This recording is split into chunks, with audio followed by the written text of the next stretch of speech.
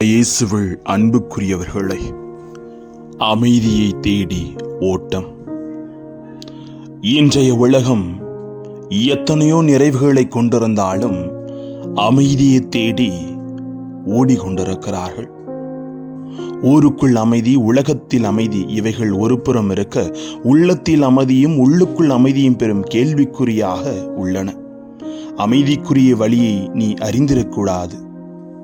லூக்கா 19:42 ஆண்டவர் எருசலேம் நகரை பார்த்து மனநொந்து அழுது இயேசு எழுப்பும் கேள்வி இதுதான். நமது பதில் என்ன? இன்று நமது உள்ளம் அமைதியாக இருக்கிறதா? அமைதியை தேடி ஓட்டம். வார்த்தை சொல்லும் பாடத்தை கற்றுக்கொள்ளலாம் வாங்க. Praise the Lord. இயேசுவுக்கே புகழ், இயேசுவுக்கே நன்றி. இறைவனின் அருட்கரமும் அருளாசீரும் உங்களோடும் உங்கள் குடும்பத்தோடும் நிறைவாக தங்கிட உங்களை நான் வாழ்த்துகிறேன்.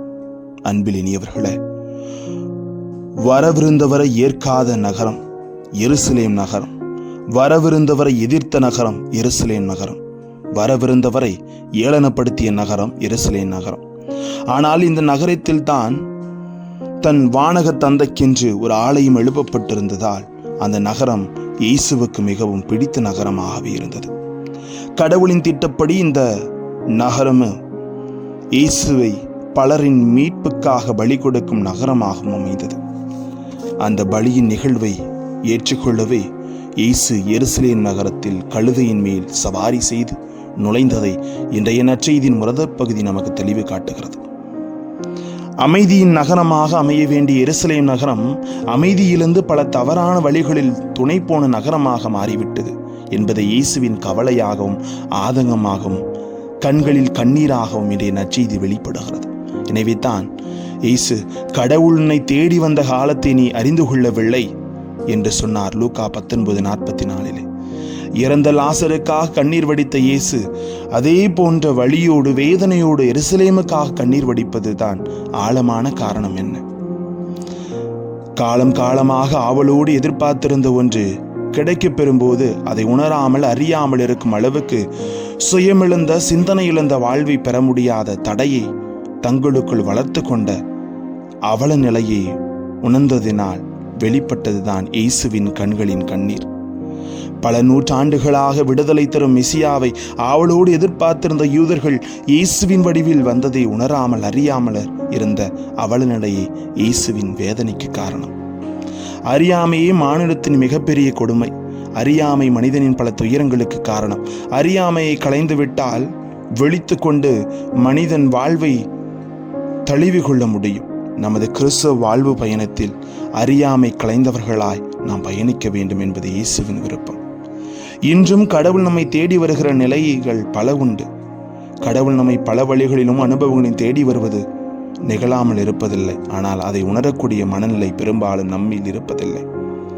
வாழ்க்கை ஓட்டத்தில் அவசியமற்றவர்களின் நம் கவனங்கள் சிக்கிவிடுவதால் அவசியமான கடவுளின் உணர்தல்களை உணராமல் போகிறோம்.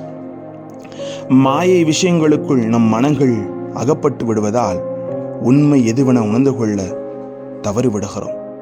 இதை உணர்ந்து யதார்த்தமானவற்றில் இறைவன் தரும் வெளிப்பாடுகளை உணர்ந்து வாழவே இறைவன் என்று அழைப்பு விடுக்கிறார்.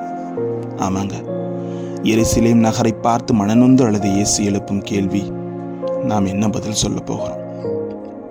கவலைகள் ஒவ்வொருவருக்குள் நிரம்பி வழிகிறது.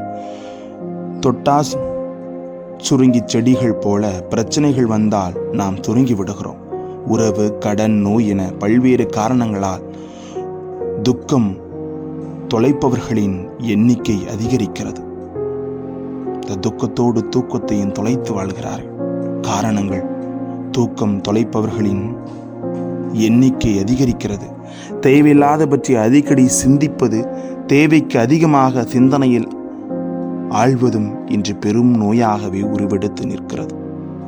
அமைதி இழந்தவர்களின் நோயாளிகளாக மாறி வாழ்வை சீக்கிரம் தொலைக்கிறார்கள். நம் உள்ளங்களில் அமைதியை கொணர வார்த்தை சொல்லுகிறது, அவரையே நம்பி வாழ்வோம். ஜெபிப்போமா.